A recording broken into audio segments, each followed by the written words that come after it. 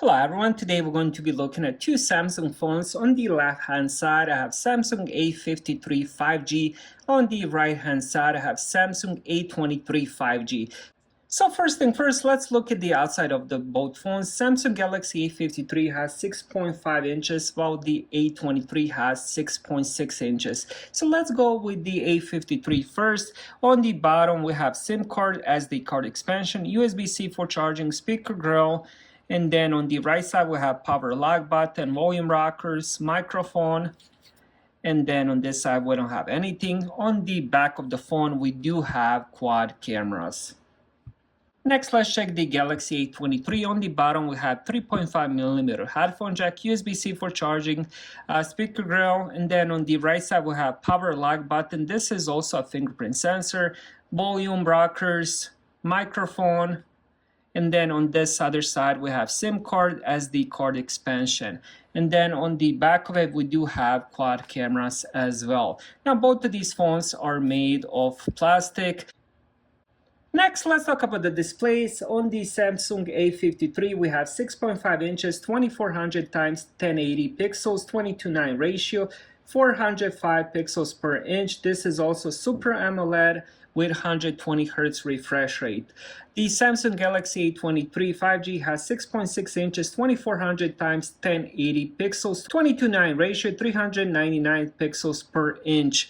Now both of these have 1080p resolutions and both of them have pretty much the same pixels per inch. So both displays honestly look really good. I did end up playing quite a few games. I ended up watching movies, TV shows, YouTube, Netflix, Amazon Prime, and stuff like that on both of them. And I did enjoy the display of both of these. Next, let's talk about the performance. The A53 has Exynos 1280 octa-core CPU with 6 GB of RAM, 128 GB of storage, while the A23 has Snapdragon 695 octa-core processor, 4 GB of RAM, and 64 GB of storage. Both of these support SD card expansion, so if you need more storage, you can pop in one of the SD cards. When it comes to the performance day-to-day, both of them do a really good job. Now, the A53 does have a little bit better CPU and more RAM and more storage, but that's what's to be expected since A53 is just a tier above the A23. Both of these phones also have the same battery, 5000 milliamp. Both of them support fast charging at 25 watts wired. Now, when it comes to the cameras, both of them have quad cameras. The Samsung A53 has 64 main megapixel camera, 12 megapixel ultra, 5 megapixel macro, 5 megapixel depth. And the A23 has 50 megapixel main, 5 megapixel ultra, 2 megapixel macro, 2 megapixel depth. Both of these takes pretty good pictures for the budget phone, especially if you have good lighting.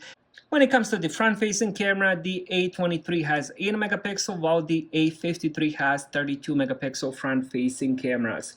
So both of these use fingerprint sensor. The A23 has the one located on the side.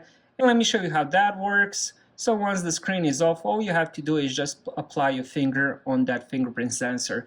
Now the A53 has the on-screen fingerprint sensor, and that one works good as well.